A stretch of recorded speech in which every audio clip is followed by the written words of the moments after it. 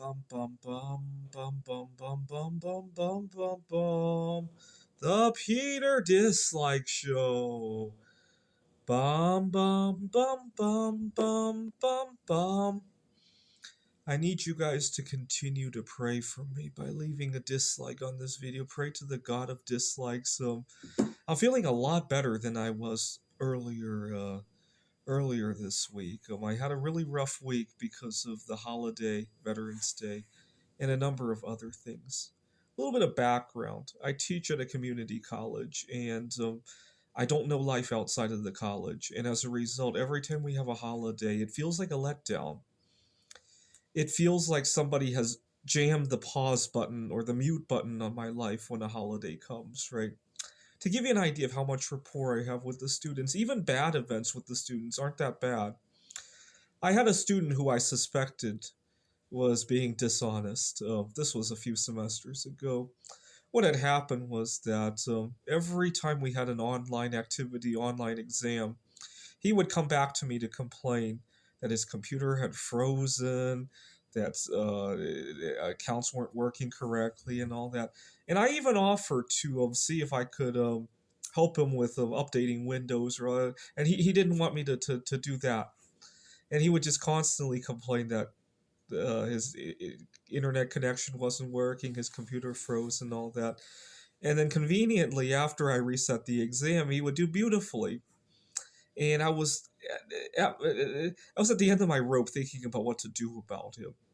And one day he needed to come to my office for something. And while he's in the office, I'm reading up about what to do if you suspect a student is cheating. And I let him accidentally see what I was looking at. He came in, oh, I gotta close that window. But I let him accidentally see it. I don't know if that was the right approach. I was kind of being sneaky there. Sure enough, after he saw it, he calmed down with his excuses for some time, and then his grades weren't so impressive anymore, and so it was kind of awkward. I talked to my dean about it, and he said he'll look into it, and the issue kind of got swept under the rug anyway. But I'm so glad I kind of played with him. At least I didn't make him feel like he got away with it, so that was nice. We were teaching remotely. This was at a different school a few years ago. When one day my student decided he didn't want to turn on his camera on Zoom. And I showed him how he could, because I learned that sometimes students don't like to turn on their camera because they might have stuff in the background, right? That's understandable. So I was showing my student how to set up a background so that we wouldn't see his bedroom, right? And he proceeds to use a photograph of a toilet overflowing. And at first, I try to overlook it because, after all, it's hard enough to get the student to turn on their camera in the first place. So I tried to pretend to overlook it. But then, as I'm teaching, I'm barfing. I get very disgusted very easily. And so as I'm teaching, I can hardly hold it together anymore. And I had to interrupt the class, and then I privately called him to talk to him about it. And he started to give excuses that he didn't know how to change the setting. His younger brother was playing with his computer and set it up like that. And I, I I was very stern with it. I'm going to give you 2 minutes to look up how to change that. And he changed it, and that was good. And I need to speak up for myself more. I'll get to that in a second. But right now, I need you guys to continue to pray for me. I um I had a day off on Veterans Day, and all of a sudden I feel so heartbroken again. It doesn't help that I don't like life outside the campus. I go outside the campus and I see other people in happy marriages and all that. It bothers me that I haven't been able to meet anybody for myself. Right? I'd rather hide out at the campus where this isn't that bad of an issue. Right? But I want you guys to pray for me. I was at the student union yesterday, and there's this girl that I like, and we'll call her Kamala. And I had a brief conversation with her yesterday. I want you to pray that things go well by disliking this video. Next weekend, a friend of mine from church wants me to meet somebody. So pray for that one by disliking. And then there's a Christmas party that my colleague is organizing. pray that I network right with the people there. But after my conversation with Kamala yesterday, I felt a little bit better. And my anxiety has caused my stomach to turn. I hadn't been eating right all week.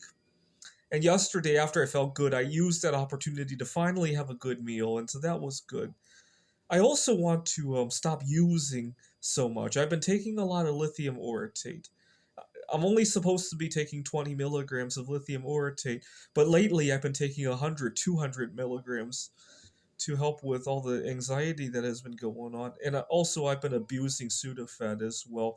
I took a break from the Sudafed yesterday after my good conversation with Kamala, and I felt okay yesterday. So pray that I kick the drug habits. I want to be speaking up for myself more. You guys witnessed yesterday. I was here at the library, and I'm going to practice that again today. The library closes at 5 o'clock.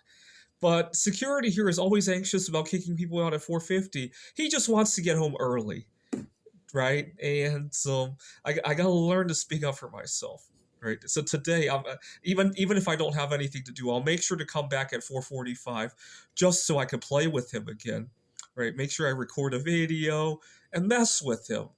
He wants to quiet quit his job, and I want to practice sooner or later. I'm going to be managing people who want to quiet quit me, right? So this is my practice for that, right? To speak up without getting angry or any, just matter of fact, right? Hey, it's 4:55. We got 5 more minutes, right? And so I don't know if he's going to hate me if I do that, if I make this a daily habit to do that, right? And also finally, I'm going to be programming an AI for the game of Western chess. And I'm really excited. I've been waiting many years to get my AI skills to the point of Western chess is a big challenge for me, obviously.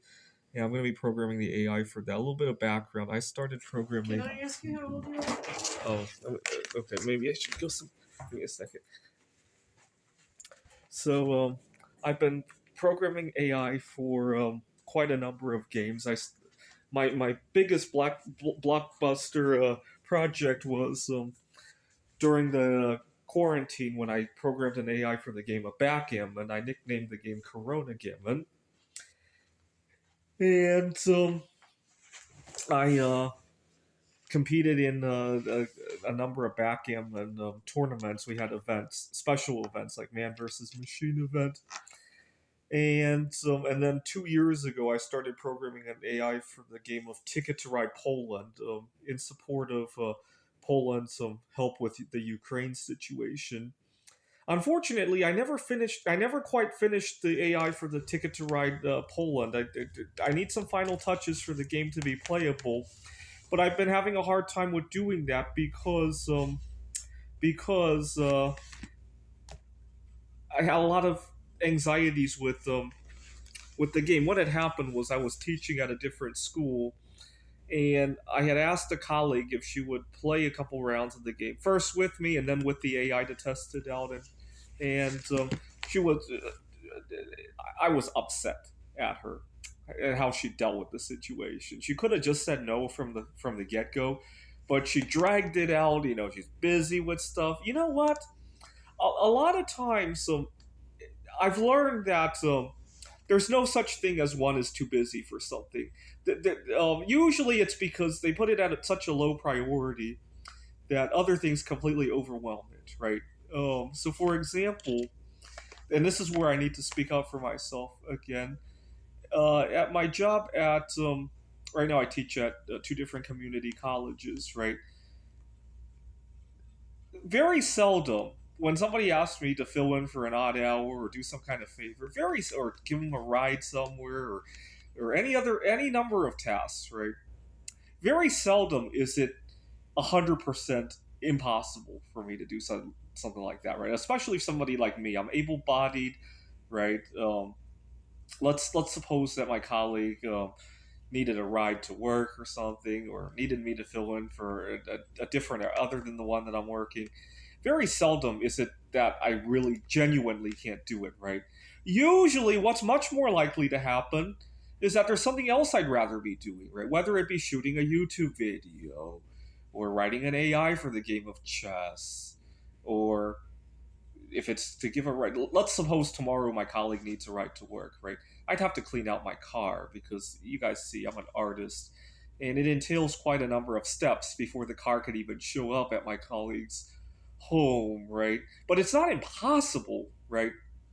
And anyways, my colleague from Washington Tech really upset me, and unfortunately, it upset me to the point that I couldn't even finish the game, the AI, and I need to get to it. I hope to finish it by the end of this year, and then I got the AI for the game of chess that I'm working on now. Next year, I hope to play backgammon more. Unfortunately, backgammon players love to gamble so much. It's so hard to find people who just want to play socially, right?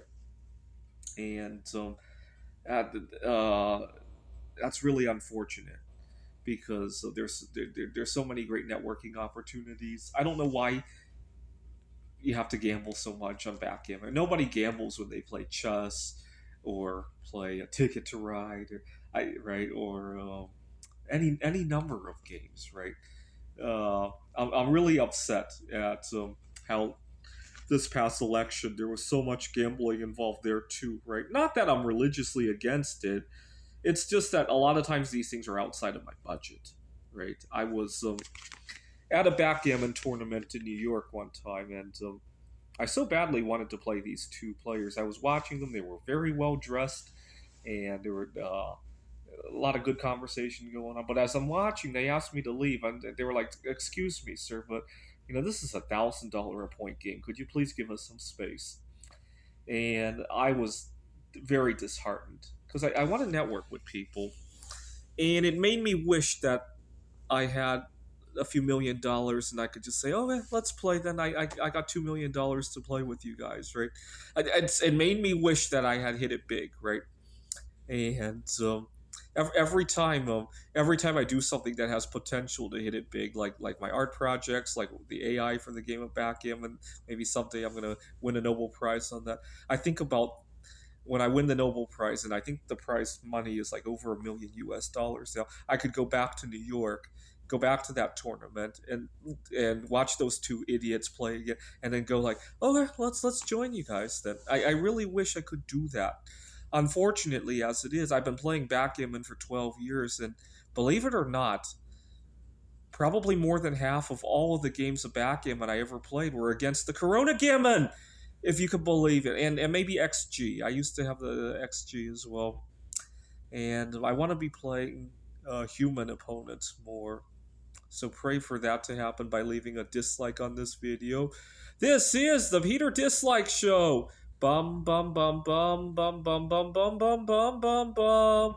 The Peter Dislike Show. Bum bum bum bum bum bum bum.